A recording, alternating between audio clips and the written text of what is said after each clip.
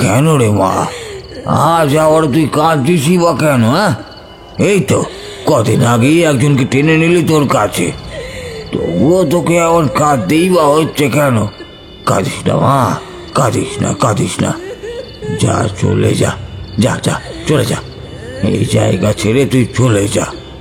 আর কতদিনই ভাই নির্দোষ মানুষগুলোর প্রাণ কেড়ে নিবি মা? যা মা, যা, চলে যা, আর কাঁদিস না, চলে যা। অতসী মোবাইলের ফ্ল্যাশ লাইটটা অফ করে জমাট বাঁধা অন্ধকারে দাঁড়িয়ে থাকতে থাকতে শুনল সেই অন্ধকার থেকে একজন বালিকা যেন পৈশাচিক সুরে গভীর আক্রোশে উত্তর দিল, এত সহজে ভুলে যাব ভেবেছ? ভুলবো না, এই পুরুষ জাতিকে ভুলবো না। রাতের অন্ধকারে আমার এই চত্বরে যে পুরুষ মানুষকে আমি দেখতে পাবো তাকে আমি টেনে নেব, টেনে হিঁচড়ে নামিয়ে নিয়ে যাব, নামিয়ে নিয়ে যাব ওই অন্ধকার ঝিলের নরকে।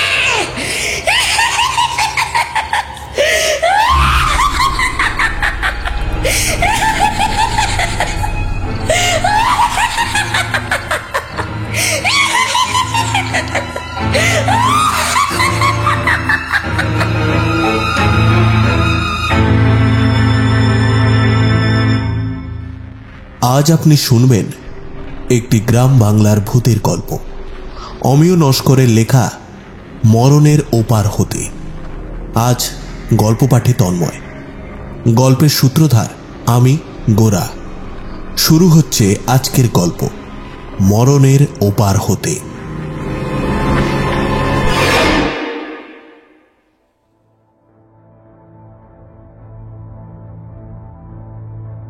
সামনের বড় ব্যাটারি কারখানা থেকে যন্ত্রপাতি ঠোকাঠুকির আওয়াজ শোনা যায় বেশ অনেকটা দূর পর্যন্ত।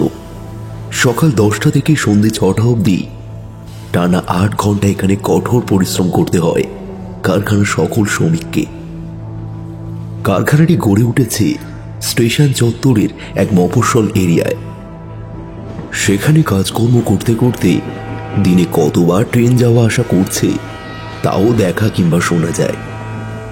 বহু মানুষ এই ব্যাটারি কারখানাতে থেকেই কাজ করে, প্রয়োজনে কিংবা ছুটি কাটাতে মাসে 2-1 বার বাড়িতে যায়। যদিও এখানে থাকা খাওয়ার ব্যবস্থা কোম্পানি নিজেই করে দেয়, তাই শ্রমিকদের থাকার চিন্তাটা বিশেষ করতে হয় না। কারখানার উত্তর দিকে বিরাট বড় একটা ঝিল, সেই ঝিলের পাশ দিয়ে নেমে এসেছে পিচ ঢালা পাকা রাস্তা। সেই রাস্তার পাশেই কারখানার মালিক শ্রমিকদের থাকার জন্য পরপর 10-12 খানা ঘর করে রেখেছেন। একটা ঘরে 4 জন শ্রমিক অনায়াসেই থাকতে পারে। বেশ কয়েক মাস হল প্রত্যন্ত গ্রামের দিক থেকে 24-25 বছর বয়সী 4 জন যুবক এই ব্যাটারি কারখানাতে কাজে এসেছে। কিন্তু আশ্চর্যের বিষয়, এখানে কাজ করতে করতে তাদের কয়েক মাস অতিক্রম হয়ে গেল, তবুও একদিনের জন্য তারা ছুটি নিয়ে বাড়িতে যায়নি। বাড়িতে ফিরে যাওয়ার জন্য তাদের মনে হয় মন কেমন করে না। বোধহয় পড়াশোনা বন্ধ করে বাড়িতে ঝগড়াঝাটি করে চলে এসেছিল, তাই আর ফিরে যাওয়ার ইচ্ছা নেই। একদিন সন্ধ্যে 6টায় কারখানার কাজ শেষ হবার পর ওই 4 জন যুবক নিজেদের থাকার ঘরের সামনে রাস্তাটা টপকে যে বড় ঝিলটা আছে, সেই ঝিলের পাড়ে সবুজ ঘাসের উপর বসে বসে মদ্যপান করছিল আর নিজেদের মধ্যে কথাবার্তা বলছে। সঙ্গে সিগারেটের ধোঁয়াও উঠছে বেশ। তাদের মধ্যে থেকে করিম বলল, ভাস্কর, তুই আর কতদিন এখানে থাকবি? আমার আর ভালো লাগছে না, প্রচুর কষ্টের কাজ ভাই, আর পারা যাচ্ছে না। এবার ভাবছি বাড়িতে ফিরে যাবো। কেন রে করিম, এত তাড়াতাড়ি দম হয়ে গেল তোর? এখানে তো বেশ আছি। হ্যাঁ, সে একটু কষ্ট হচ্ছে ঠিক কথা, কিন্তু ভালোই তো আছি।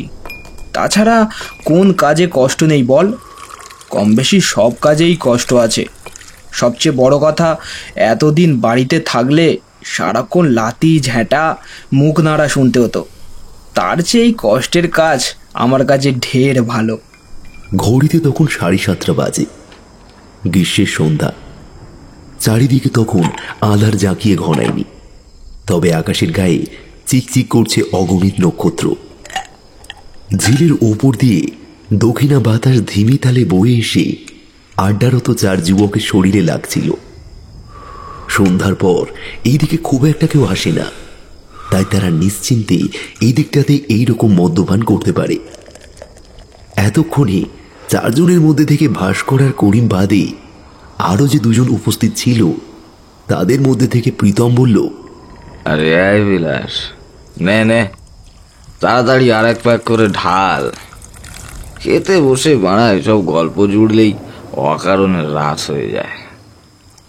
আর তোদেরকেও বলি আরি, তোদের এসব মেয়েদের মতো গল্প কোথা থেকে আসে বলতো ভাই? শোন শোন, প্রীতমের কথায় কথায় মেয়ের প্রসঙ্গ উঠলো যখন, তখন তোদের সবাইকে একটা কথা বলি, তোরা মন দিয়ে শোন। কাল তো রবিবার আছে, কাজ ছুটি। 4 জন মিলে রেড লাইট এরিয়া থেকে ঘুরে আসি। এইভাবে নিঃসঙ্গ জীবন আর ভালো লাগে না, একটু নারী সঙ্গ হবে, আর শরীরী মিলন, আনন্দ, তবে তো আবারও নতুন করে কাজের এনার্জি ফিরে আসবে। না তো ভাই, আমি কাল পরশু ছুটি নিয়ে বাড়িতে চলে যাচ্ছি, আমার আর ভালো লাগছে না। এতক্ষণে মদ্যপান ও ধূমপানের কড়াপাক মিশ্রণে কজনের বেশ খানিকটা নেশা চড়েছে। তাই করিমের এমন কথায় নেশা ধরা সুরে বিলাস বলল, আরে ভাই, হাতের কাছে টাটকা খাবার থাকতে অত দূরে খরচ করে খেতে যাবি কেন? এবার দিয়ে তো রোজ একটা টাটকা খাদ্য হেঁটে চলে যায়। লাল সাদা স্কুল ড্রেস, বুকের ওপর প্রিন্ট করা ওন্না, উফ, তোরা কোনোদিন দেখিস না বুঝি? বিলাসের এমন কথায় বাকি 3 জন অবাক হয়ে গেল। হঠাৎ তাদের মাথায় কি যেন এক পৈশাচিক জেদ চেপে বসল। সঙ্গে সঙ্গে তাদের মাথা থেকে নেশার পারদ নামতে শুরু করেছে। দরদর করে ঘামতে ঘামতে করিম বলল, হ্যাঁ দেখেছি তো, রোজ এপর দিয়ে হেঁটে স্টেশনে যায়, ওখান থেকে ট্রেন ধরে সোজা স্কুলে।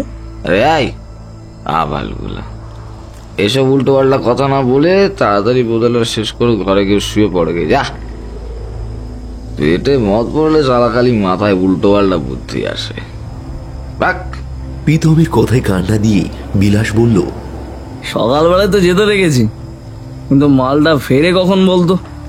এতক্ষণে ভাস্কর বলল, সন্ধ্যার সময় ফেরে, বোধহয় টিউশন থাকে। স্কুল টিউশন সেরে একেবারে সন্ধ্যায় ফেরে। তবে একদিন পাখিটাকে ধরি, খাঁচায় ভরে একটু খাবার দাবার খাওয়াই, তারপর যদি বুলি বলে তো ভালো, আর না বললে খোলা আকাশে উড়িয়ে দেবো।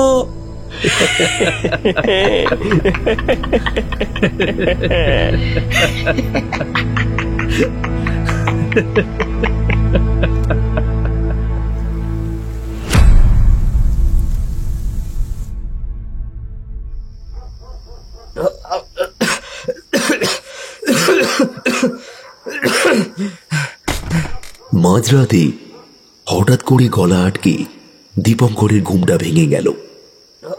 কাঁচতে কাঁচতে ঘুম ভেঙে উঠে সে দেখে পাশেই তার স্ত্রী অতসে সেই একইভাবে ঘুমিয়ে আছে। সে বিছানায় উঠে বসে, তারপর মনে মনে বলে, এত রাতে আমার গলা এমন আটকে এলো কিভাবে? যেন কেউ গলা টিপে ধরেছিল। শ্বাসটুকুও ঠিক করে নিতে পারছিলাম না।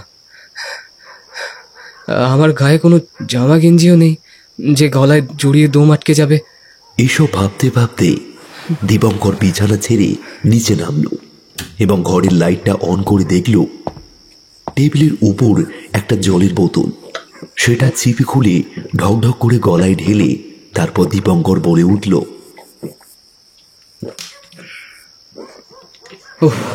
ভগবান, শান্তি হলো। এতক্ষণ মনে হচ্ছিল যেন কেউ গলা চেপে ধরে আছে। এই কারণেই বলে জলই জীবন। যাই হোক, প্রাণটা বাঁচলো। এই বলে সে খানিকক্ষণের জন্য বিছানায় গিয়ে শুয়ে পড়ল, কিন্তু কিছুতেই তার দু চোখে আর ঘুম এলো না। অতঃপর এক প্রকার অতিষ্ঠ হয়ে বিছানায় উঠে বসল সে। তারপর খস করে দেশলাইয়ের কান ঘষে জ্বালিয়ে ফেলল একটা সিগারেট। মনে মনে বলল, ঘরের মধ্যে কেমন যেন একটা ভ্যাপসা গরম, যাই একটু বাইরের দিক থেকে ঘুরে আসি। এই বলে দীপঙ্কর ঘরের দরজা ঠেলে ঘরের বাইরে বেরিয়ে জ্যোৎস্নাময় রাতের অস্পষ্ট আলোয় রাস্তায় পায়চারি করতে লাগলো। এমন সময় হঠাৎ রাস্তার ওপাশের বড় ঝিল থেকে সশব্দে ভেসে এলো জলে সাঁতার কাটার আওয়াজ।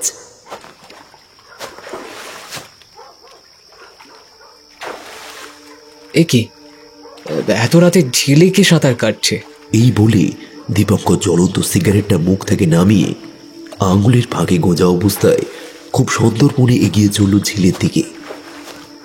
ইতিমধ্যে কোনো একটা ভয় ও বিস্ময়ে ঠান্ডা স্রোতে তার শরীরের আগা পাস্তলা একবার কেঁপে উঠল। অদ্ভুত ব্যাপার, এত রাতে এই ঝিলে কে বা স্নান করতে পারে? এইসব ভাবতে ভাবতে সে এগিয়ে গেল। প্রতিটা পদচারণের সঙ্গে দীপঙ্কর অনুভব করল আশেপাশে কেউ কোথাও নেই। মফস্বলের বুকে নেমে এসেছে এক দীর্ঘ নিস্তব্ধতা। এই নিস্তব্ধতা এতটাই সূক্ষ্ম যেন দীপঙ্করের নিজের পদধ্বনি নিজের বুকে বেজে উঠছে বারবার। সৃষ্টি করেছে এক ভয়ের বাতাবরণ। তবুও জ্যোৎস্নার আলো আঁধারির এক সহিষ্ণু বাতাবরণের ওপর দীপঙ্কর আস্থা রেখে এক পা দুপা করে এগিয়ে চলল ঝিলের দিকে। বেশ খানিকটা এগিয়ে যাবার পর তার মনে হলো বোধহয় কোনো লোক ঝিলের পাড়ে বসে বসে নেশা করছিল। উঠে যাবার সময় পা টুলে ঝিলে পড়ে গেছে হয়তো, তাই এমন শব্দ। ফলত সব রকমের দুশ্চিন্তা ফেলে পুরোপুরি ঝিলের পাশে গিয়ে দাঁড়াতেই সে দেখল ঝিলের জলের মধ্যে কে যেন এদিক ওদিক থেকে অনাবরত শব্দ করে সাঁতার কাটছে, কিন্তু দীপঙ্কর সেখানে কাউকে দেখতে পাচ্ছে না। অথচ স্পষ্ট শুনতে পাচ্ছে, বুঝতেও পারছে জলের সেই উচ্ছ্বাস। সবটা দেখে শুনে দীপঙ্করের অন্তর্স্থিত বিস্ময় খানিকটা বেড়ে যায়। কিছুক্ষণ আগে তার হৃদযন্ত্রের ওঠানামাটা যেমনটা ছিল, এখন তা দ্রুত বেড়ে মাত্রাতিরিক্ত পর্যায়ে পৌঁছেছে। সে ভয় জড়ানো কণ্ঠে বলে উঠল, কে কে ওখানে? এত রাতে এই ঝিলে কে তুমি? এমন করে সাঁতার কাটছো? দীপঙ্করের কথায় কোনো উত্তর আসে না। সে গলার স্বর সপ্তমে জড়িয়ে জিজ্ঞাসা করে, কি হলো? কি কোনো উত্তর দিচ্ছ না যে? হঠাৎ করেই কয়েক মিলি সেকেন্ডের সময়ের মধ্যে একটা জলীয় মানব সেই জল ছেড়ে উঠে এসে দীপঙ্করের সামনে দাঁড়ালো। তা দেখে ভয়ে থতমত খেয়ে যায় সে। কাঁপা কাঁপা গলায় বলল, কে তুমি? তোমার চোখ মুখ কিছু নেই কেন? এ তো শুধু একটা ঝুলিও অবয়ব। দীপঙ্করের সামনে দাঁড়িয়ে থাকা চোখ মুখ শরীরবিহীন জলজ অবয়বের কোনো এক গোপন কোণ থেকে ঘ্যাস ঘ্যাসে সুরে একজন নারী বলে উঠল, আমি তো জলের পুতুল, জলেই জন্ম, জলেই মৃত্যু। আজ তোকেও ওই অতল জলের গভীরে নিয়ে যেতে এসেছি।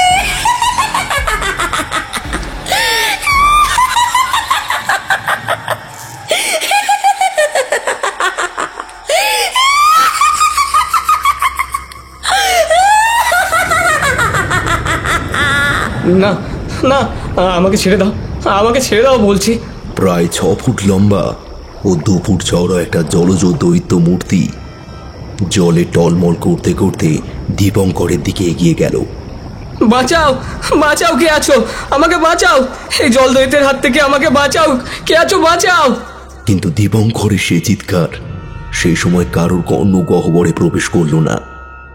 অতঃপর সেই একরাশ জলের মানবীয় অবয়ব দীপঙ্করকে জড়িয়ে নিয়ে নেমে পড়ল ঝিলের গভীরে।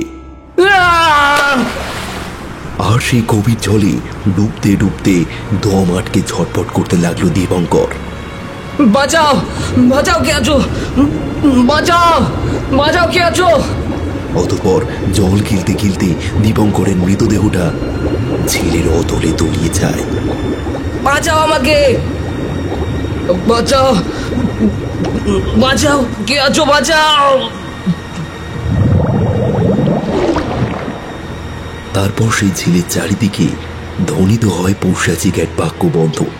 তুমি মারবো, এই বিলের আশেপাশে আমি যাকে পাবো তাকে ডুবিয়ে মারবো।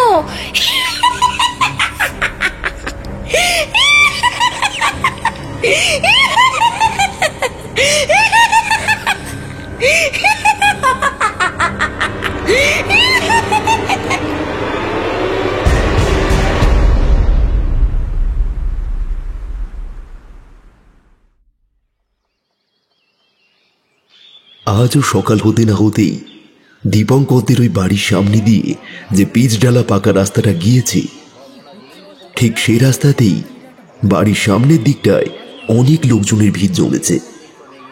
সবাই রাস্তার ওপরে এবং ঝিলের পাহাড় ঘেঁষে জড়ো হয়ে দাঁড়িয়ে গোলযোগ করছে। ঘরের ভিতর থেকে বেরিয়ে দীপঙ্করের স্ত্রী অতসী এইসব দেখে বলল, আজ 2 সপ্তাহ হলো এই চত্বরে এসেছি, এত ভিড় তো আগে কখনো দেখিনি। ঝিলের মধ্যে কি বড় মাছ টাছ পাওয়া গেল নাকি? দীপঙ্করকেও তো ঘরে দেখছি না, ও বোধহয় ওখানেই আছে। কিন্তু এইভাবে ওখানে দাঁড়িয়ে সময় নষ্ট করছে কেন? এখনই তো ওকে কাজে বেরোতে হবে। যাই, গিয়ে ডেকে নিয়ে আসি। কিন্তু বাড়ির বাইরে এত লোকের ভিড়ের মধ্যে অতসী দীপঙ্করকে দেখতে পেল না। তাই সে ভিড় করে দাঁড়িয়ে থাকা লোকগুলোর উদ্দেশ্যে জিজ্ঞাসা করল, দাদা, এখানে এত ভিড় কেন? একজন অপরিচিত লোক অতসীর দিকে তাকিয়ে বলল, আর বলবেন না দিদি ভাই, কি জানি কি হয়েছে। আজ সকাল থেকেই তো এই ঝিলের যাবতীয় মাছ সব লাফাচ্ছে। ছোট বড় সব মাছ লাফিয়ে ডাঙায় উঠে আসতে চাইছে। আর এত বড় ঝিলে যদি সর্বক্ষণ মাছ লাফাতে থাকে, তবে সাধারণ হুজুকে মানুষ তো ভিড় করবেই। এই কারণেই আজ এখানে এত ভিড়, বুঝলেন? ঝিলের মালিক পর্যন্ত চিন্তিত, মাছগুলো হঠাৎ এমন জল ছেড়ে ডাঙায় উঠে আসতে চাইছে কেন। কথাগুলো শুনে তড়িঘড়ি করে লোকটার কথা শেষ করবার তাগিদে অতসী বলে উঠল, ও আচ্ছা আচ্ছা, বোধহয় ঝিলের জল খারাপ হয়ে গেছে, তাই মাছেরা এমন করছে। সপ্তাহ 2 হলো এই মফস্বল ব্যাটারি কারখানা চাকরি নিয়ে দীপঙ্কর ও তার স্ত্রী অতসী এখানে এসেছে। চাকরি ক্ষেত্রে সুবিধার জন্য দীপঙ্কর কোম্পানি থেকে এই বাড়িটি পেয়েছে। একেবারে প্রত্যন্ত গ্রামের দিক থেকে উঠে এসে মফস্বলে এই বাড়িটা। তবে জায়গাটা কলকাতা থেকে অনেকটা দূর। গুগল ম্যাপে জায়গাটার নাম আছে করিমপুর। এই করিমপুর স্টেশন চত্বরে বেশ কয়েকটা কারখানা লক্ষ্য করা যায়। এতক্ষণে অতসী ঘরের বাসি কাজকর্ম সেরে রান্নার জন্য বটি নিয়ে তরকারি কাটতে বসে তার মনে পড়ল গত রাতের কথা। গত রাতেই দীপঙ্কর অতসীকে বলেছিল, শোনো অতসী, কাল না আমার সকাল 6টায় ডিউটি শুরু হবে, আর তাই অত সকালে উঠে তোমার আর রান্না করতে হবে না। তুমি বেলায় বরং একেবারে রান্না করো, আমি সন্ধ্যা 6টায় ছুটি হলে তখনই এসে খাবো। কথাটা মনে পড়তেই অতসী বলল, ও আচ্ছা আচ্ছা, তার মানে সকালবেলা উঠে কাজে চলে গেছে আর আমি ভাবছি লোকটা গেল কোথায়। এতক্ষণ খামোখাই দুশ্চিন্তা করছিলাম। এইসব ভাবতে ভাবতে অসাবধানতার কারণে হঠাৎ করেই ধারালো বটিতে হাত লাগতেই অতসীর বাম হাতের বৃদ্ধাঙ্গুলে কিছুটা কেটে গিয়েছিল।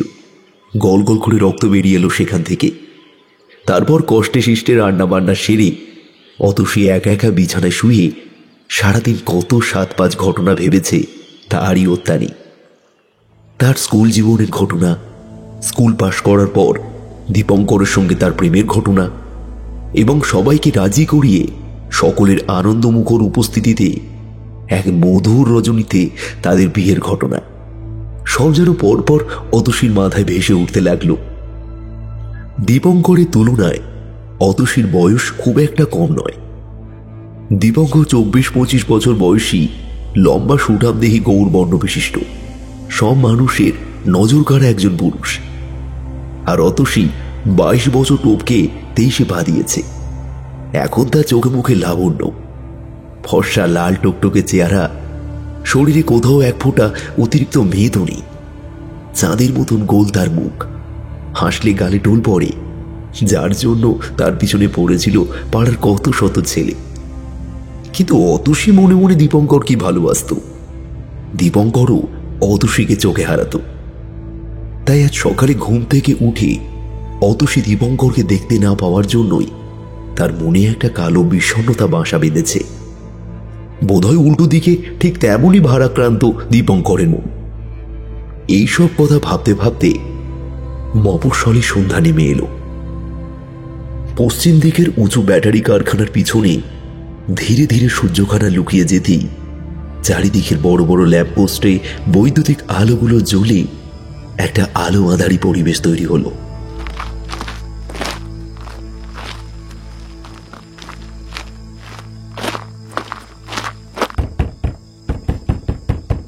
এমন সময় বাড়ির সদর দরজায় টোকা দেওয়ার শব্দ ভেসে এলো ঘরের ভিতরে। তা শুনেই অতসী বলে উঠল, ও বোধহয় এই ফিরল, যাই দরজাটা খুলে দি গিয়ে। এই বলে ঘরের ভিতর থেকে সদর দরজা পর্যন্ত অতসী খুব দ্রুত হেঁটে এলো। সঙ্গে তার পায়ের নপুরের ঝুনঝুন শব্দও তাকে পরিক্রমা করতে করতে দরজা পর্যন্ত এলো। তবে খট করে পুরনো কাঠের দরজাটা খুলতেই সে দেখল বাইরে কেউ নেই। যেন তার জন্য দরজা ঠকঠকিয়ে একতাল আধার পিণ্ড অপেক্ষা করছিল। বাইরে কাউকে দেখতে না পেয়ে সঙ্গে সঙ্গে অতসীর বুকটা ধড়াস করে উঠল। তৎক্ষণাৎ দরজাটা দরাম শব্দে বন্ধ করে সে পিছনে 2-1 পা পিছিয়ে এলো। আবারও দরজায় টোকা মারার শব্দ এবং সঙ্গে সঙ্গে দীপঙ্করের গলার স্বর শোনা গেল। কি গো, কি হলো? দরজাটা তাড়াতাড়ি খুলবে তো? দীপঙ্কর, তুমি এসেছো? হ্যাঁ, আমি এসেছি, তাড়াতাড়ি দরজাটা খোলো। অতসী দ্বিতীয়বার দরজাটা খুলতেই কিচমিচ শব্দ করে এক ঝাঁক বাদুর চাঁদ জেগে উড়ে এসে ঘরের মধ্যে ঢুকল।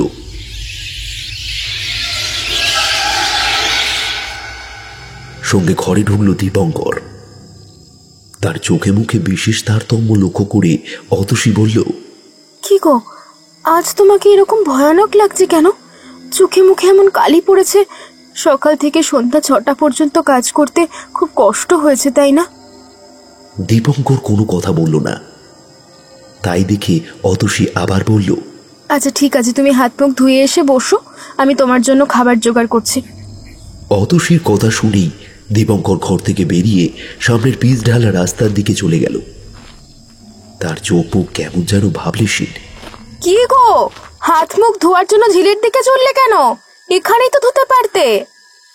এতক্ষণে দীপঙ্কর কেমন যেন পৈশাচিক কণ্ঠে অতসীর প্রশ্নের উত্তর দিয়ে বলল, আমি যে গতকাল থেকে ওখানেই থাকি, ওখানে যাব না তো যাব কোথায়? দীপঙ্করের মুখে এমন উত্তর শুনে দৌড়ে ঘর ছেড়ে বাইরে বেরিয়ে এসে অতসী দেখল সামনের রাস্তা টপকে ঝিলের পাশে দাঁড়িয়ে থাকতে থাকতে কাটা গাছের মতো দীপঙ্কর ঝিলের কালো জলে ঝাঁপিয়ে পড়ল। সঙ্গে সঙ্গে চিৎকার করে ঝিলের কাছে এগিয়ে গেল অতসী।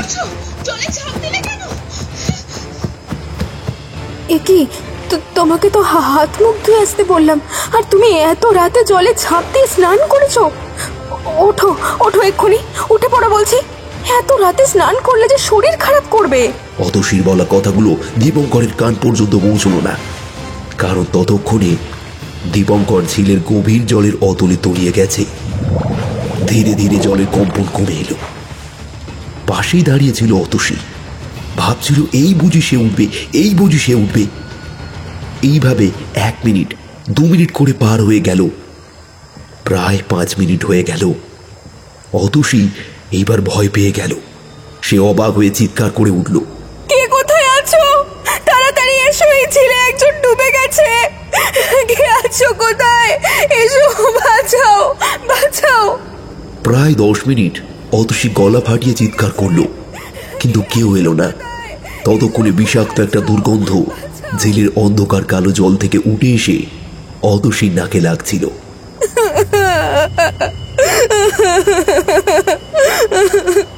সে ততক্ষণে ঝিলের পাড়ে হাঁটু গেড়ে বসে কান্নায় ভেঙে পড়েছে। নিজেও তো সাঁতার জানে না, তাই বোধহয় সাহস করে সে ঝিলে নামতে পারছে না। এমন সময় কারখানার ওই দিকের রাস্তা থেকে একজন বয়স্ক লোক অন্ধকারের মধ্যে তড়িঘড়ি করে এই ঝিলের দিকে এগিয়ে আসছে। বোধহয় তার কান পর্যন্ত অতসী চিৎকার গিয়ে পৌঁছেছিল। দূর থেকে তার হেঁটে আসার আওয়াজ শুনতে পেয়ে অতসী মনে খানিকটা ভরসা পেল। সেই বৃদ্ধ ঝিলের পাড়ে এগিয়ে এসে অতসীর দিকে তাকিয়ে বলল, ও মেয়ে, এমন চিৎকার করছিলে কেন? এই তোমার কি হয়েছে গো? আগে আমার স্বামী দীপঙ্কর এই ঝিলে পড়ে গেছে, প্রায় 20-25 মিনিট হতে চললো, এখনো তো উঠছে না। আপনি কিছু একটা করুন, আমার স্বামীকে বাঁচিয়ে নিন। পড়ে গেছে মানে? এখন রাত 8টা বাজতে যায়, এখন এই ঝিলের ধারে তোমার স্বামী কি করতে এসেছিল গো? ঝিলের পাড়ে বসে নেশা গান করছিল নিশ্চয়ই। নির্ঘাত সেই নেশায় চুর হয়ে পাটলে পড়ে গেছে কি, তাই তো? আগে না, আমার স্বামী ওসব নেশাবান করে না। সেই সকাল 6টায় ব্যাটারির কারখানায় কাজ করতে গিয়েছিল, বাড়ি ফিরেছে সন্ধ্যায়। আমি ওকে বললাম হাত মুখ ধুয়ে এসো, ভাত দেবো। তখন উনি ওয়াশরুমে না গিয়ে এই ঝিলের পাড়ে চলে এলো। তারপর আমার চোখের সামনে ঝিলের অন্ধকার জলে তলিয়ে গেল। আমি সঙ্গে সঙ্গে ঘর থেকে দৌড়ে এসেছি, কিন্তু ওকে আটকাতে পারিনি। আপনি বলুন আমি কি করব? চিৎকার করো, আরো বেশ খানিকটা চিৎকার করো। যদি তোমার ডাক শুনে কেউ আসে তবে ভালো, তখন তাদেরকে বলো পুরো বিষয়টা। আমার তো বয়স হয়েছে, তাই আমি তোমাকে কোন রকম ভাবে সাহায্য করতে পারবো না। এমনকি সাহায্য করলে সে যে ভীষণ রেগে যাবে। কে রেগে যাবে? আপনি আমাকে সাহায্য করলে কেউ কেন রেগে যাবে? না না, সব কিছু নয়, বুঝলে? তুমি সময় নষ্ট করো না, চিৎকার করো, চিৎকার করো। যদি কেউ এগিয়ে আসে, এমনিতেই তো অনেকটা সময় নষ্ট হয়ে গেছে, তাই তুমি চিৎকার করো দেখিনি। অতসী সে বৃদ্ধর কথা শুনে আবারও চিৎকার করে উঠল, বাঁচাও, কে আছো, বাঁচাও, আমি মস্ত বড় বিপদে পড়েছি। কে আছো, কে আছো, আমাকে বাঁচাও। কিছুটা সময় পুরোপুরি নিস্তব্ধতার সঙ্গেই কাটল। অতঃপর বৃদ্ধ বলে উঠল, জানো তো, এই প্রথম নয়, এর আগেই ঝিলে রাতের অন্ধকারে পড়ে গিয়ে প্রায় 10 থেকে 12 জন মরেছে। কি এসব কি বলছেন আপনি? না না, আমার স্বামী দীপঙ্করের কিচ্ছু হতে পারে না। এমন সময় 2-3টে আলোর বিন্দু পশ্চিম দিক থেকে দ্রুত এগিয়ে আসতে দেখে বৃদ্ধ বলল, হয়তো কারা বোধহয় আসছে, দেখো ওরা এগিয়ে সে তোমার কোনো সাহায্য করতে পারে কিনা। এই বলে বৃদ্ধ লোকটা অন্ধকারের মধ্যে কোথাও যেন গায়েব হয়ে গেল। অন্ধকারে ঠিক বোঝা যাচ্ছে না কতজন লোক অতসী চিৎকারে এগিয়ে এসেছে, তবে 3-4 জন তো অবশ্যই। তাদের মধ্যে থেকে একজন টর্চের আলো জেলে অতসীকে বলল, আরে এইভাবে চিৎকার করছিলেন কেন, আর কে আপনি? অতসী তাদেরকে সবটা বিস্তারিত জানালো। তারা শুনে অবাক হয়ে বলল, কি বলছেন? এই রাতের অন্ধকারে আপনার স্বামী এই ঝিলের জলে তলিয়ে গেছে? সর্বনাশ, আপনার সর্বনাশ হয়ে গেছে। জীবিত অবস্থায় আপনি আর আপনার স্বামীকে ফেরত পাবেন না। হ্যাঁ, এই তোরা টর্চের আলো ফেলে ঝিলের চারিদিকে একবার খুঁজে দেখ। আমি থানায় এক্ষুনি খবর দিচ্ছি। লোকটার কথা মতো 2-3 জন টর্চের আলো ফেলে ঝিলের চারিদিকে কোনো মানুষের মৃত শরীর ভেসে উঠেছে কিনা তা খুঁজে দেখতে শুরু করলো। এমন পরিস্থিতিতে ঝিলের পাশে দাঁড়িয়ে থাকা অতসীর হাত পা ঠান্ডা হয়ে এলো। ঘরে তার বাড়া ভাত তরকারি সব এলো হয়ে পড়ে আছে, কিছুই খাওয়া হয়নি এখনো। কিন্তু হঠাৎ কোথায় থেকে কি এমন হয়ে গেল তা সে বুঝে উঠতে পারল না। অতসীর 2টো চোখ বেয়ে অঝরে জল বয়ে চলেছে। অতসীর কিছুটা তফাতে দাঁড়িয়ে থাকা লোকটা এতক্ষণে থানায় কল করেছে।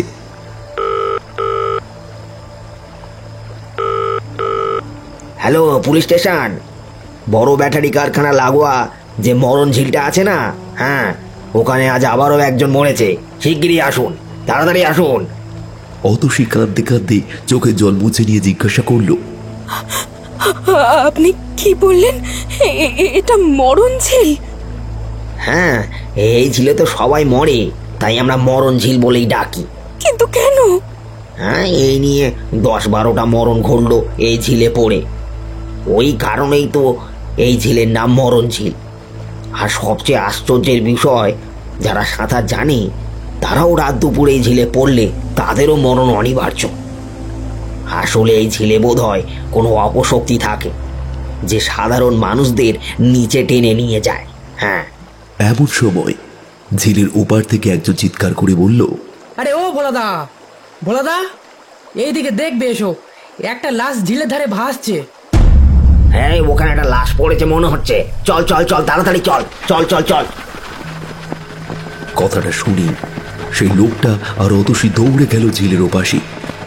গিয়ে অতসী দেখল, এ তো দীপঙ্করের দেহ। দীপঙ্কর, দীপঙ্কর, চোখ খোলো না। কি হলো? তুমি কথা বলছো না কেন? তুমি দীপঙ্কর, দীপঙ্কর, চোখ খোলো না, চোখ খোলো। কিছুক্ষণের মধ্যেই পুলিশ এসে থামল ঝিলের পাড়ের পিচ ঢালা রাস্তায়।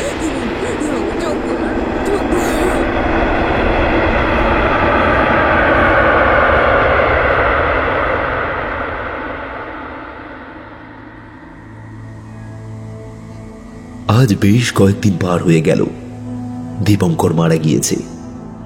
সে যেহেতু ব্যাটারি কারখানায় উচ্চ পদে চাকরি করত, তাই তার আকস্মিক মৃত্যুতে কারখানার তরফ থেকে অতসীর হাতে তুলে দেওয়া হয়েছে 5 লক্ষ টাকা। এলআইসি থেকে 15-20 লাখ টাকা অতসী পাবে।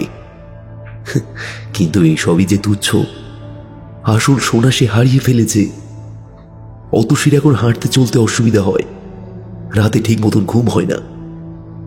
সে এখন গর্ভবতী, তাই এই পরিস্থিতিতে তার কাছে এসেছে তার মা বাবা। মেয়েটা কম বয়সী বিধবা হয়ে গেল, পেটে বাচ্চাও এসেছে, তাই এমন অবস্থায় অন্য কোথাও বিয়ে তো দেওয়া যায় না।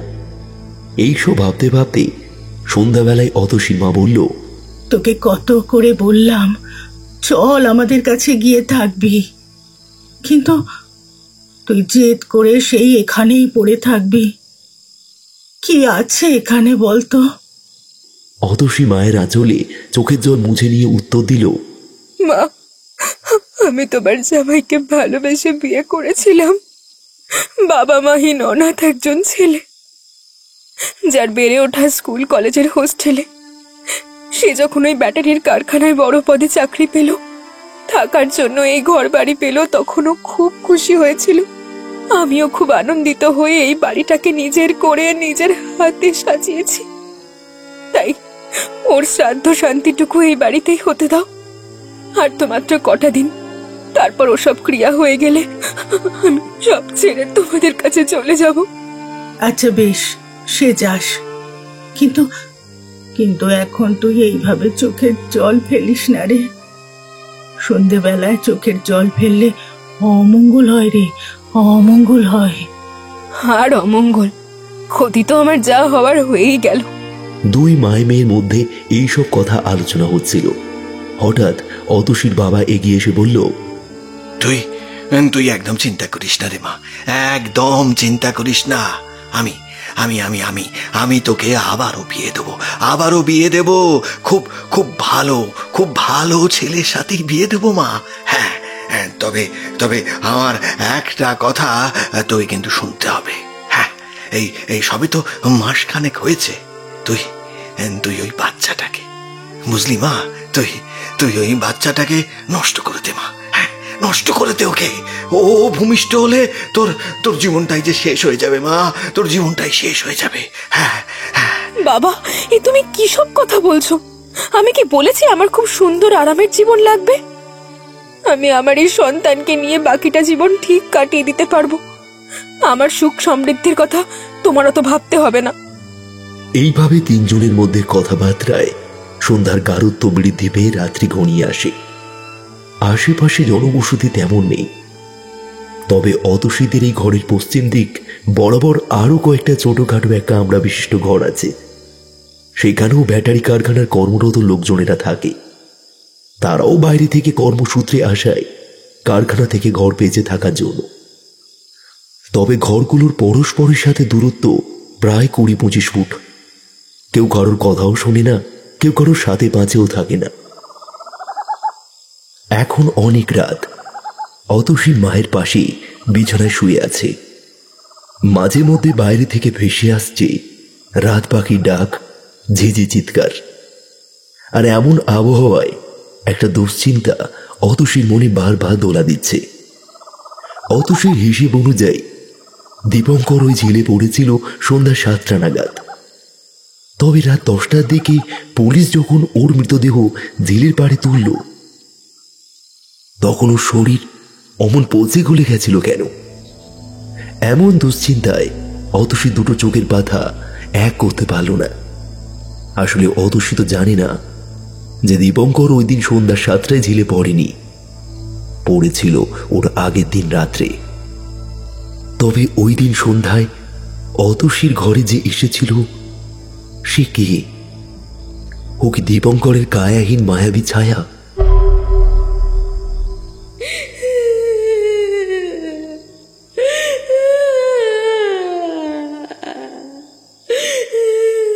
এমন সময় হঠাৎ ঝিলের পাড় থেকে একটা কান্নার আওয়াজ ভেসে এলো।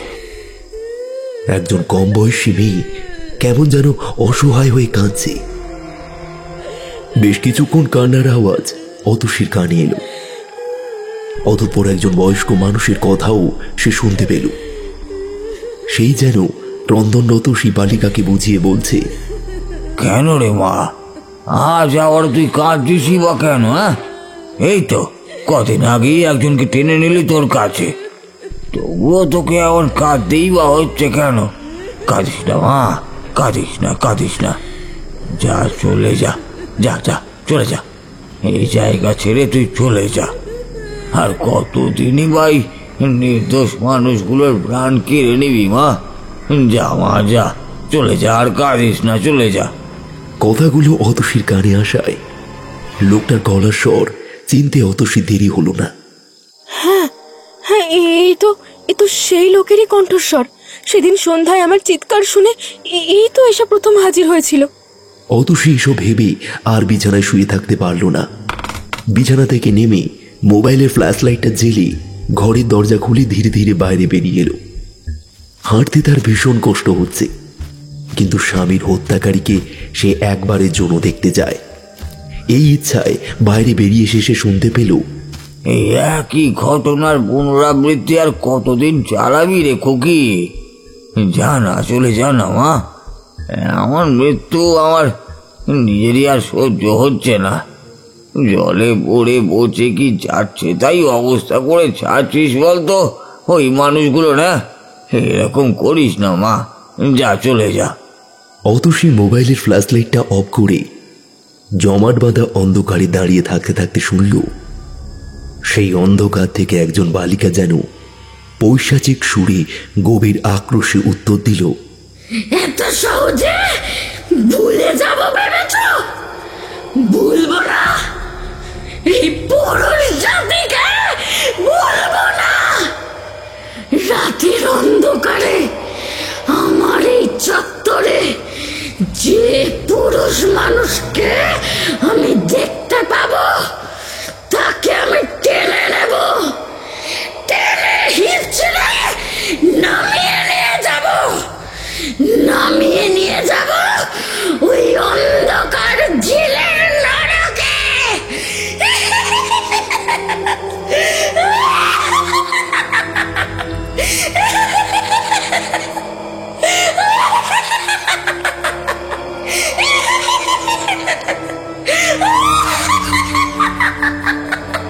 এমন সময় হঠাৎ অতসী পিছন থেকে ফ্ল্যাশ লাইটটা জেলে বলে উঠল, আপনার গলার স্বর শুনে আমি ঠিক চিনতে পেরেছি।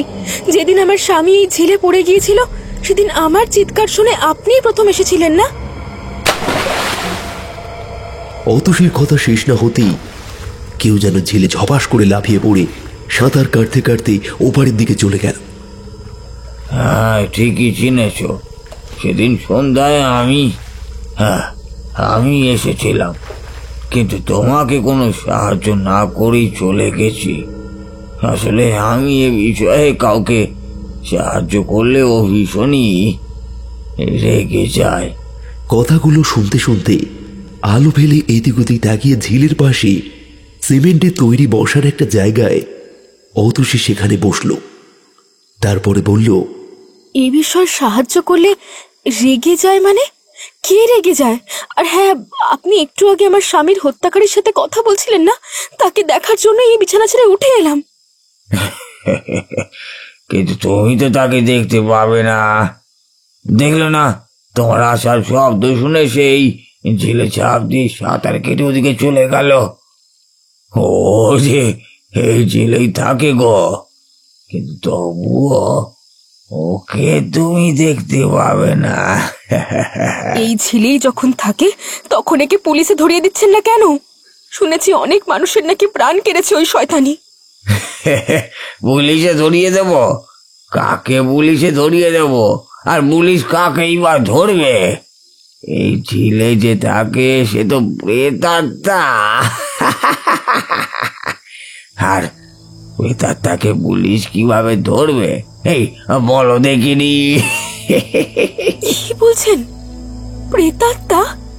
প্রেতাত্মা আবার মানুষ মারতে পারে বুঝি? হ্যাঁ, পারে।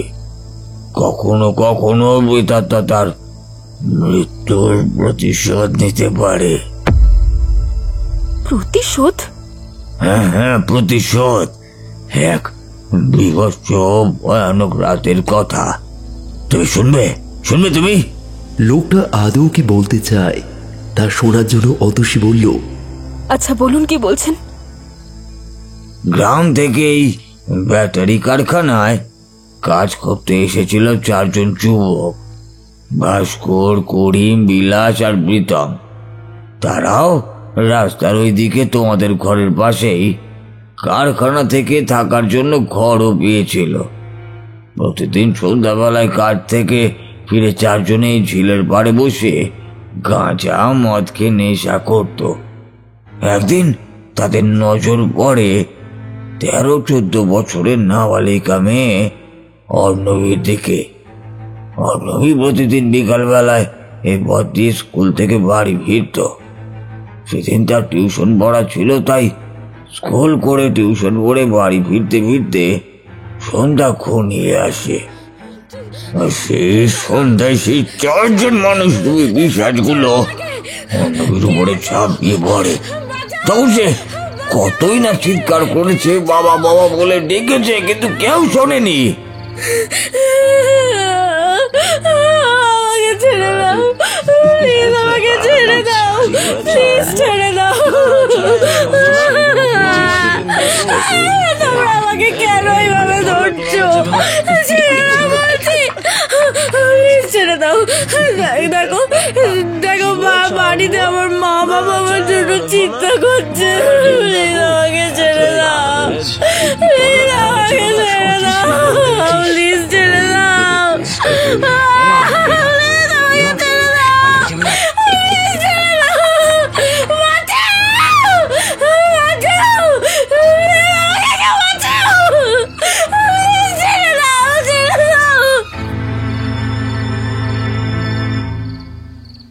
কিন্তু না, তখন কেউ ওকে ছাড়েনি, বরং ছেলেগুলো অর্ণবীর মুখে কাপড় জড়িয়ে তাকে তুলে নিয়ে গেছিল তাদের ওই ঘরের মধ্যে।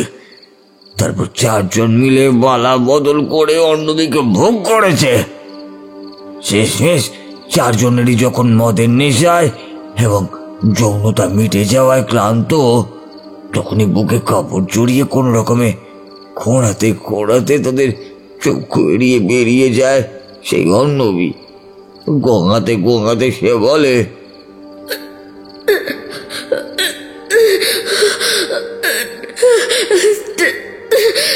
ঠাকুর, আমাকে রক্ষা করো ঠাকুর, আমাকে রক্ষা করো। আমার জন্য যে চিন্তা করছে ঠাকুর। আমাকে এবারের মতো বাড়ি পর্যন্ত পৌঁছে দাও ঠাকুর, আমাকে বাড়ি অব্দি পৌঁছে দাও। তখনও তার গোপনাঙ্গ থেকে রক্তের ধারা উড়ুবে গড়িয়ে পড়ছে মাটিতে, আর সে কাঁদতে কাঁদতে রাস্তায় শুয়ে বিকলাঙ্গের মতো বুক ঘষে চলেছে। হাত টেনে কোন রকমে বাড়িতে পৌঁছানোর চেষ্টা করছে। আর এইদিকে রাস্তাঘাটে কোনো কালে লোকজন তেমন চলাচল করে না। রাস্তাঘাট সেদিনও ছিল পুরোপুরি ফাঁকা। এমন সময় হঠাৎ তারা চারজনে ঘরের মধ্যে অর্ণবীকে না দেখতে পেয়ে নেশা ধরা গলায় বিলাস হঠাৎ করে চিৎকার করে বলল, এই বেদম, মেয়েরা গেল কোথায়? ঘরে তো দেখছি না। এই ধর ধর মালটাকে ধর। সব তো এক রাউন্ড খেলা হলো, আরো যে খেলা বাকি আছে, এত তাড়াতাড়ি পালিয়ে গেলে হবে? 13-14 বছর বয়সী মেয়েটা তখন কোন রকমে ঘর থেকে পালিয়ে পিচ ঢালা পাকা রাস্তার বুকে ঘষাতে ঘষাতে এগিয়ে যাচ্ছে। যে কোনো মূল্যে আজ তাকে বাড়িতে ফিরতেই হবে, নয়তো আবারও যদি ওই শয়তানগুলোর হাতে পড়ে তবে আজ রাতেই যে তাকে মরতে হবে। তাই মৃত্যু থেকে নিষ্কৃতি পেতে তাকে অনেক দূরে পালাতে হবে। তাই সে মরণের ব্যথা সহ্য করেও ভগবানের নাম নিয়ে এগিয়ে চলেছে। এমন সময় ছেলেগুলো পিছন থেকে দৌড়ে আসে, আর তাদের মধ্যে থেকেই একজন বলে, ধর ধর ধর ধর, মালটাকে তাড়াতাড়ি ধরে কাঁধে তুলে নিয়ে চল তো। বিলাস দা, এক্ষুনি তুলে নিয়ে যাচ্ছি, চলো। কদিন পরে আমাদের মনের ইচ্ছা পূরণ হবে, এত সহজে যেতে দেবো নাকি? তারপর তারা সেদিন রাতে অর্ণবীকে আবারও তুলে নিয়ে আসে তাদের ঘরে। সারা রাত শারীরিক অত্যাচার চলে মেয়েটার উপর। অকথ্য সেই অত্যাচারে রাত 2:30-3টে নাগাদ মেয়েটা যখন মারা যায় তখন ছেলেগুলো বলে, এই রে, মেয়েটা মারা গেছে রে, এখন কি করবি? চল বস্তায় করে বেঁধে সামনে ঝিলে ফেলে দেই, ডুবে যাবে। হ্যাঁ, সঙ্গে সঙ্গে ডুবে যাবে, কিন্তু পরের দিন পচে ঢোল হয়ে জলে ভেসে উঠবে। তখন পুলিশ তদন্ত করে ঠিক আমাদেরকে ধরে ফেলবে। এমন একটা বুদ্ধি করতে হবে যাতে সবাই জানবে মেয়েটা নিখোঁজ। তাহলে কি করবি বলে ভেবেছিস? এক কাজ করি, বস্তার মধ্যে ভরে সেই বস্তার ভেতরে বেশ অনেকগুলো ইট দিয়ে এবং তার সাথে 2টো খালি কলসি বেঁধে দিয়ে ওই ঝিলে ফেলে দিতে হবে। তাতে কি হবে, মৃতদেহ পৌঁছে গেলেও ওপরে ভেসে উঠবে না, আর ভিতরে বড় বড় মাছ ওর দেহ মাস 2-1-এর মধ্যে খেয়ে শেষ করে ফেলবে। কি বলিস? বিরাট বুদ্ধি বার করেছিস ভাই, এতে সাপও মরবে, লাঠিও ভাঙবে না। তবে হ্যাঁ, এখন এ কাজ ছেড়ে পালালে চলবে না, তাহলে আমাদের উপরই সন্দেহের তীর আসতে পারে। কম করে 20-30 দিন এখানে থাকবো, তারপর 4 জন কেটে পড়বো। প্ল্যান মাফিক সেই রাতেই তারা অর্ণবীর মৃতদেহটা এই ঝিলেই ফেলেছিল। তাই তখন থেকেই অর্ণবী এই ঝিলেই থাকে।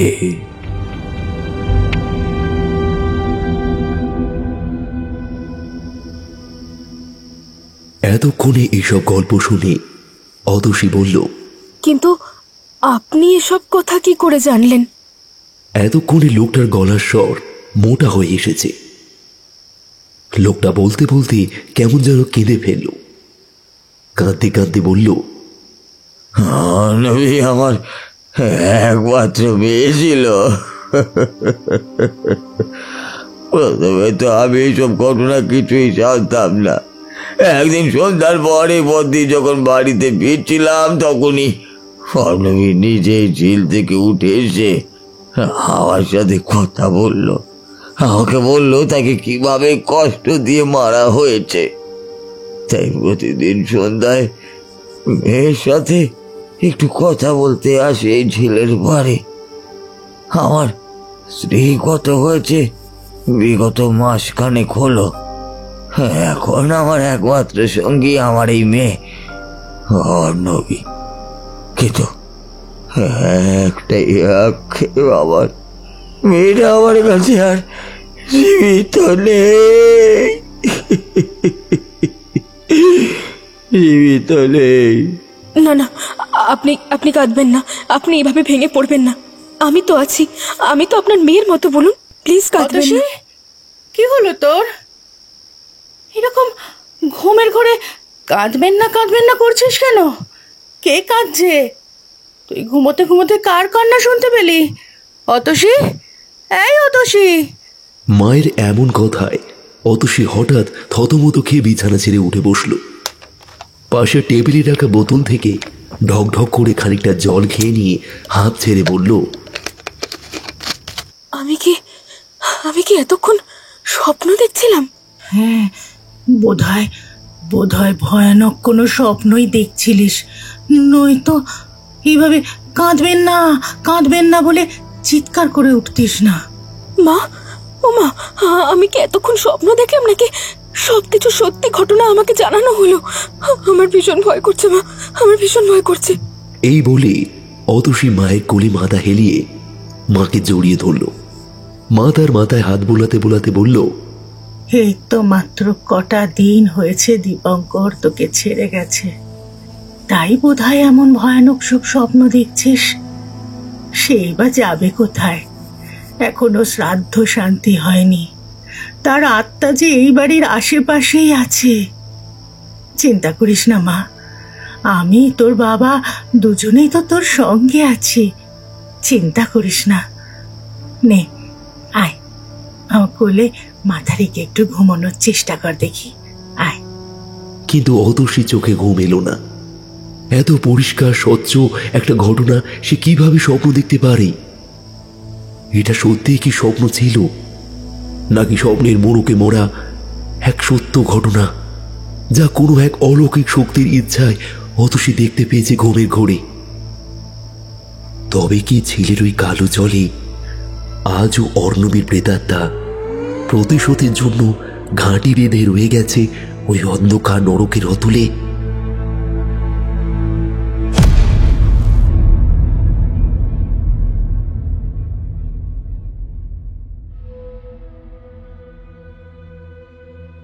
আজ দীপঙ্করের সাধ্য শান্তির কাজ মিটেছে।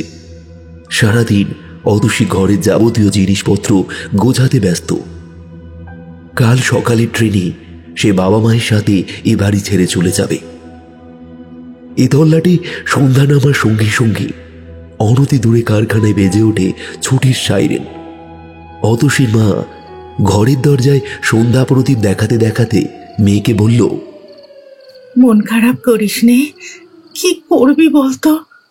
ভাগ্যে যা আছে তাই তো হবে। মা, এই বাড়ি ছেড়ে চলে যেতে আমার ভীষণ কষ্ট হচ্ছে।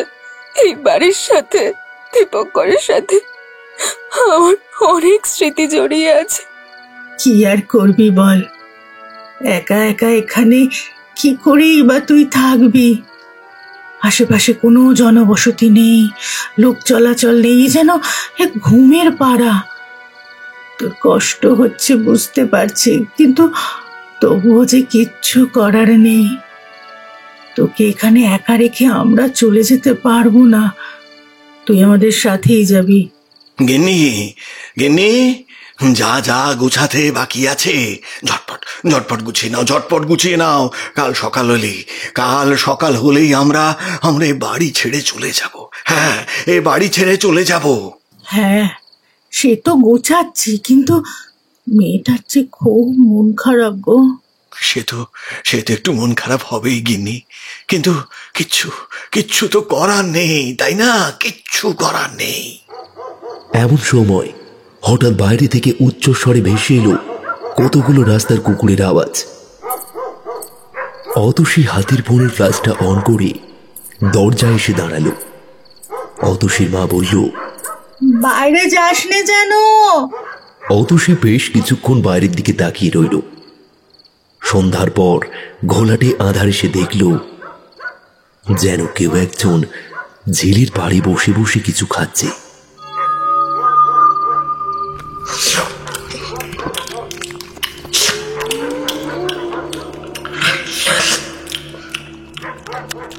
যেখানে দুপুরে শ্রাদ্ধ হয়ে গেলে কলা পাতায় করে কাকবলির ভাত দেওয়া হয়েছিল, ঠিক সেই জায়গায় যেন কেউ বসে আছে। সেদিনে সেই স্বপ্নটা দেখার পর থেকেই অতসীর মনে যেন আর কোনো ভয় কাজ করে না। সে যেন সবটা জানে, সবটা বোঝে। তাই সে ফোনের ফ্ল্যাশটা বন্ধ করেই অন্ধকারের মধ্যে দিয়ে ধীরে ধীরে এগিয়ে যেতে লাগলো সেই দিকে। কিছুটা এগোতেই তার কানে ভেসে এলো গোগ্রাসে কিছু চিবিয়ে খাওয়ার আওয়াজ।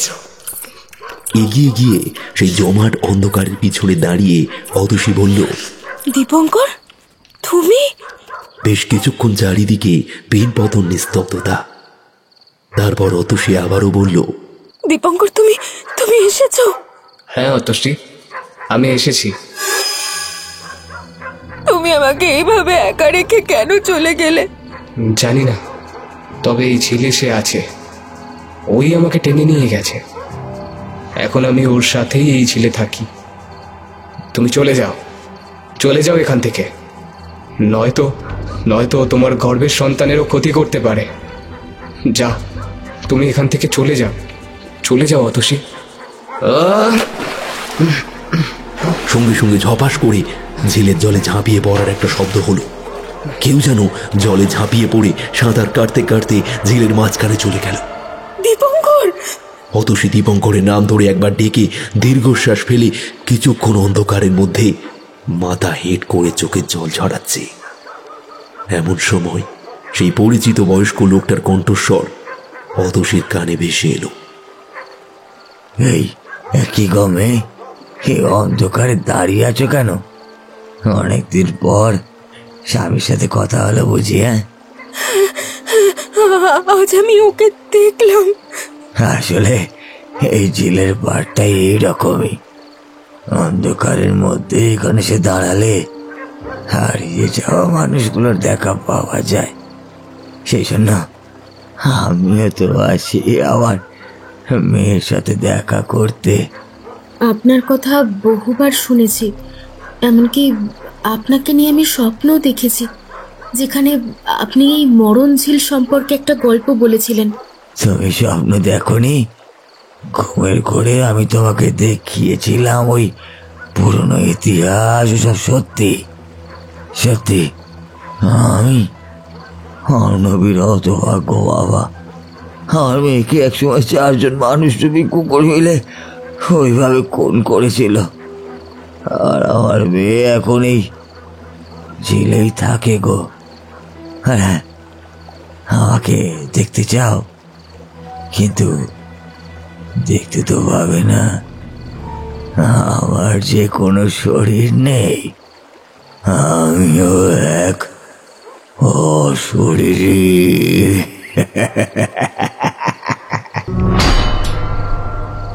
অশরীরী? হ্যাঁ গো, হ্যাঁ অশরীরী। আসলে যখন শরীর ছিল তখন মেয়ের সাথে নির্বিঘ্নে মেলামেশা করতে পারতাম না, যোগাযোগও রাখতে পারতাম না। তাই ওই ঝিলের অতল গহ্বরে তলিয়ে গিয়ে আমিও আমার মেয়ের চিরতরের সঙ্গী হয়ে গেছি গো।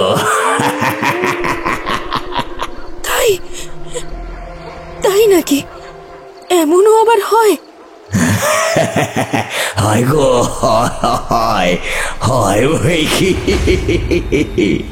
আমি যদি এই ঝিলের অতলে তলিয়ে যাই, আমিও আমার দীপঙ্করকে চিরতরে পেয়ে যাব? অবশ্যই পাবে গো, অবশ্যই পাবে। এমন সময় অতসীর বাবা মা হাতে টর্চ নিয়ে ঝিলের পাড়ে আসে। অতসী, অতসী, তুই কোথায় গেলি রে? অতসী, মা অতসী রে, কোথায় গেলি মা? অতসী, মা অতসী, ঘরে ফিরে চল মা, ঘরে ফিরে চল। এমন সময় ঝিলের বুকে ঝুপ করে কোনো কিছুর পড়ার শব্দ পেয়ে সেদিকে এগিয়ে গিয়ে অতসীর বাবা মা দেখে অতসী জলে পড়েছে। অতসীর বাবা সাঁতার জানা হাড্ডা গোড্ডা লম্বা লোক তক্ষুনি জলে নেমে অতসীকে তুলে বাঁচিয়ে বাড়িতে নিয়ে আসে।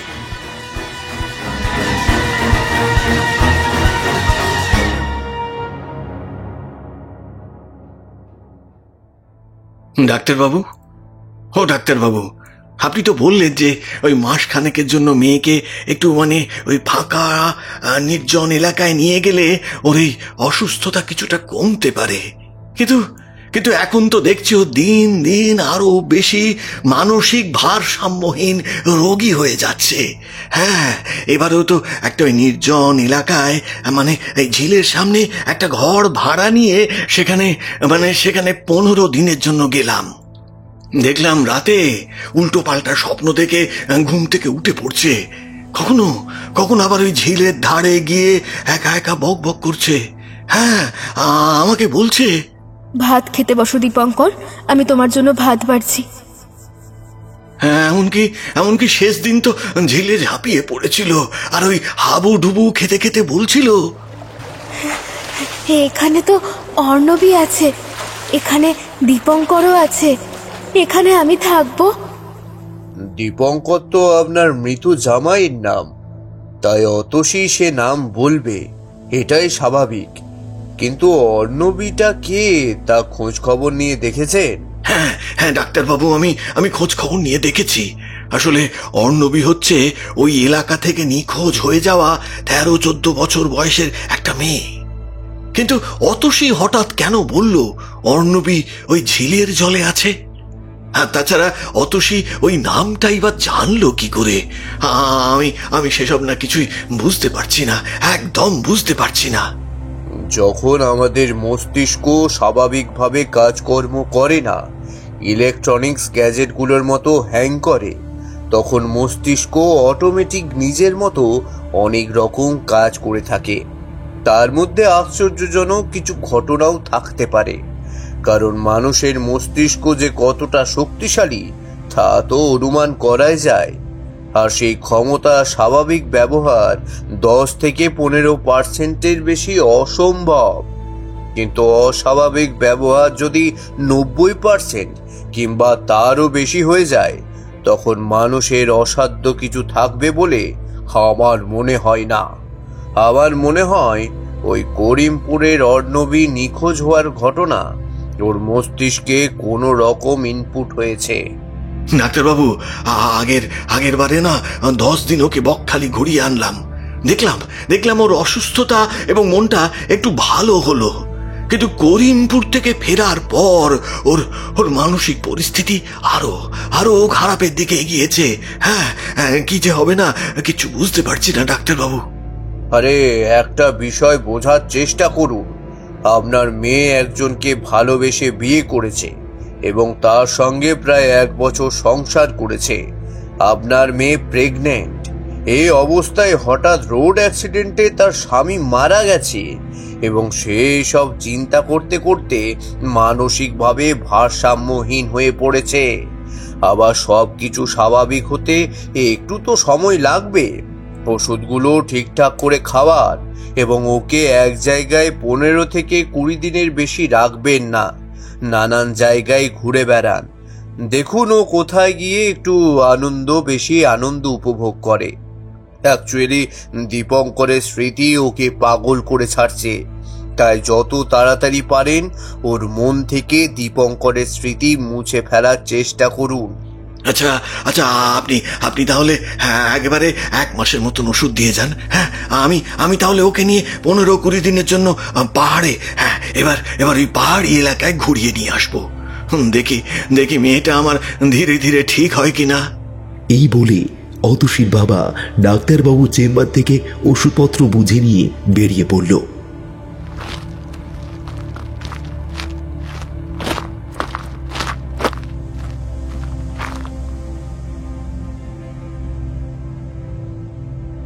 এতক্ষণ ধরে শুনছিলেন আজকের গল্প অমিয় নস্করের লেখা মরণের ওপার হতে। গল্পটি কেমন লাগলো তা কমেন্ট করে নিশ্চয়ই জানাবেন। ভালো লাগলে একটা লাইক করে দেবেন এবং আরও নতুন নতুন নানান ধরনের গল্প শুনতে চাইলে আমাদের চ্যানেলটিকে সাবস্ক্রাইব করে বেল বাটনটি অল সেট করে নেবেন। ভালো থাকবেন, ধন্যবাদ।